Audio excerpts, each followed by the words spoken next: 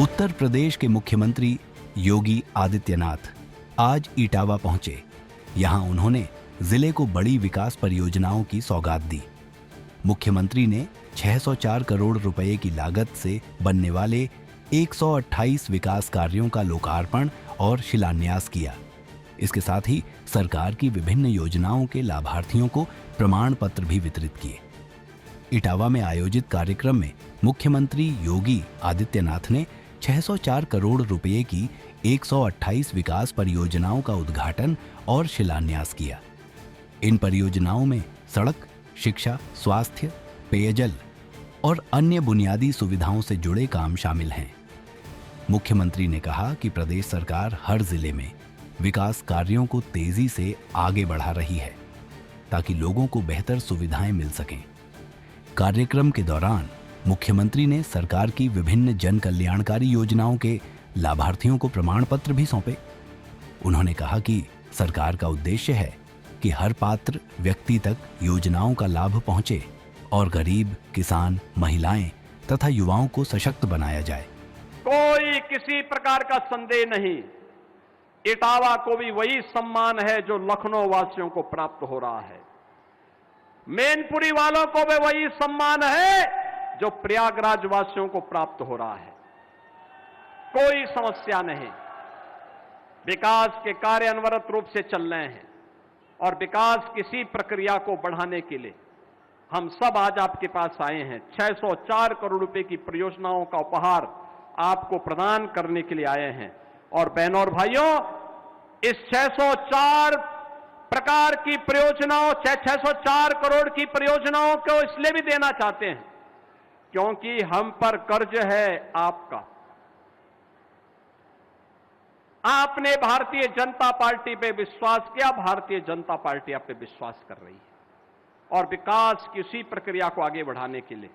बहनों और भाइयों, आज आप देख रहे होंगे, आज फराटेदार तरीके से यहां पर एक नई व्यवस्था आगे बढ़ रही है। याद करिए, कभी स्वर्गीय मुलायम सिंह जी ने सेफई में ग्रामीण आयुर्विज्ञान संस्थान बनाने का एक निर्णय लिया था। 5 वर्ष तक अखिलेश जी भी तो मुख्यमंत्री थे, उनको फुर्सत नहीं थी इसको आगे बढ़ाने की। और हम लोगों ने यहां पर 500 बेडेड का सुपर स्पेशलिटी ब्लॉक 490 करोड़ रुपए की लागत से हम लोगों ने पैसा देकर के इसको पूरा करवाने का काम किया है। 232 करोड़ की लागत से 300 बेडेड गायनी ब्लॉक को भी यहां पे बनवाया है। अब यहां का आयुर्विज्ञान संस्थान तेजी के साथ आगे बढ़ रहा है। 540 गांवों में यहां पे 1000 करोड़ रुपए की लागत से जल जीवन मिशन के अंतर्गत कार्य चल रहा है और 2,33,000 परिवारों को हर घर नल की योजना से जोड़ने का प्लान है। चतुर्थ फेज में इस कार्य को हम पूरा करने जा रहे हैं।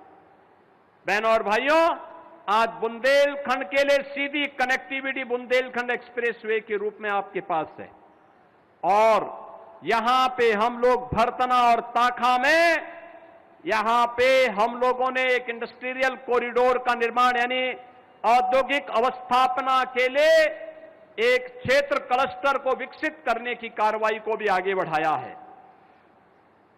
गंगा एक्सप्रेसवे का शाहजहांपुर से लेकर के फर्रुखाबाद होते हुए आगरा लखनऊ एक्सप्रेसवे और बुंदेलखंड एक्सप्रेसवे से जोड़ने का कार्यक्रम भी हम लोग इसके साथ इस कार्यक्रम को जोड़ रहे हैं, जिसमें इटावा के अंदर भी 108 हेक्टेयर भूमि का अधिग्रहण करके इस कार्यक्रम को इटावा से भी लाभान्वित करने का कार्य किया जा रहा है।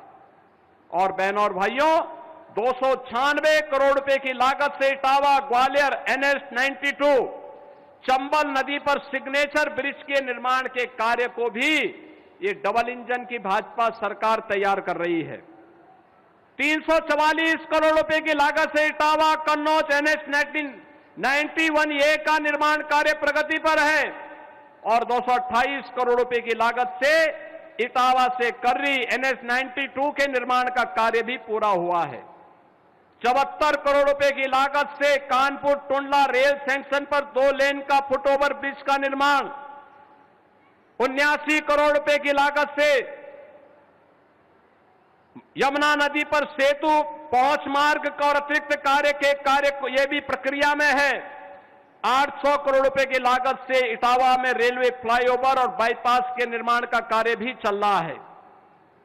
भरतना बाईपास के निर्माण का कार्य 69 करोड़ रुपए की लागत से चल रहा है।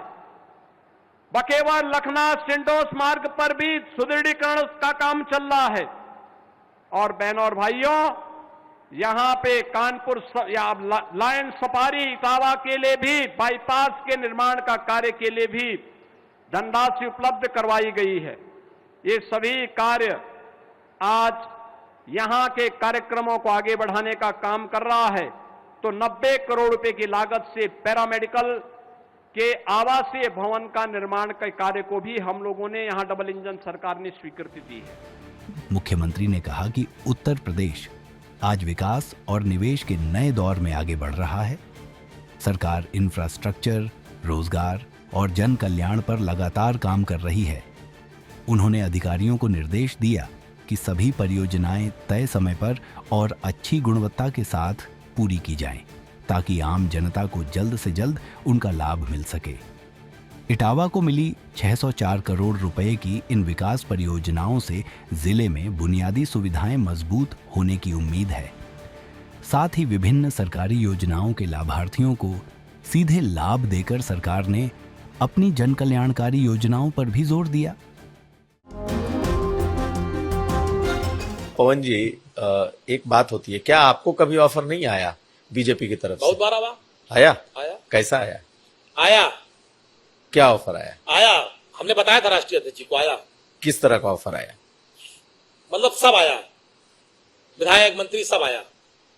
जानते हैं, ये भी घटना बता दें आपको, हम मेरे पिताजी, जैसे मैंने राजनीति शुरुआत की तो मेरे पिताजी कभी नहीं चाहते थे, लेकिन जब मैंने राजनीति में मैं प्रवेश कर गया, लखनऊ स्थित उपाध्यक्ष हो गया, तो ये भी बहुत महत्वपूर्ण घटना है। नेताजी का फैजाबाद आगमन था, तो मैंने कहा कि आपको मेरे घर चलना। कहे हाँ चलेंगे तुम्हारे घर। मैं जेल से छूट के आया था, वही मेरे ऊपर गैंगस्टर और सारे मुकदमे दर्ज हुए थे बहन जी की सरकार में, उसके बाद मैं छूट के आया था। तो मैंने कहा आपको मेरे घर चलना। कहे चलेंगे। नेताजी मेरे घर आए, अंगूरी बाग कॉलोनी में। मेरी माताजी ने खाना बनाया था। नेताजी ने, जो मेरी माताजी ने बनाया था, पूड़ी सब्जी, दही कचौड़ी, दही बड़ा जो था सब खाया। नेताजी ने बैठ के पूरा आराम से सब खाया, और खाने के बाद कहा कि और कुछ बना है? तो हमने मम्मी बुलाया अपनी माता जी को, तो उन्होंने पूछा क्या नाम है आपका? कहने मेरा नाम गीता। कहने बताइए कुछ और बना है? कहने जो बना था सब खिला दिया। फिर उन्होंने, मेरी माता जी ने कहा नेताजी से, ये पढ़ते लिखते नहीं है, क्या होगा इनका? नेताजी ने कहा पवन के कारण आज मुलायम सिंह यादव इस दरवाजे पर आए हैं, और देखना वो एक दिन वो भी आएगा। आज मेरे आने पे डीएम कप्तान बाहर खड़े हैं, एक दिन पवन भी आगे जाएगा, डीएम कप्तान भी बाहर खड़े होंगे, पवन बड़ा आदमी नेता बनेगा। और मुझे नेताजी ने बनाया, उस स्थान पे पहुंचाया। ऐसे थे धरती पुत्र मुलायम सिंह यादव जी। तो उसी दिन से मेरी माता पिता, मेरे पूरा परिवार का एक लगाव है नेताजी के परिवार से। जब ये सब बातें आई कुछ लोगों ने कि भाजपा वाजपा सब, तो मेरे पिताजी ने तुरंत मुझको फोन किया, कहा जीवन में भूल न करना, जीवन में गलती न करना। ये चीजें मेरे पिताजी ने बहुत सख्ती से मुझसे बात कही थी, मैं बहुत ईमानदारी से आपसे कह रहा हूं।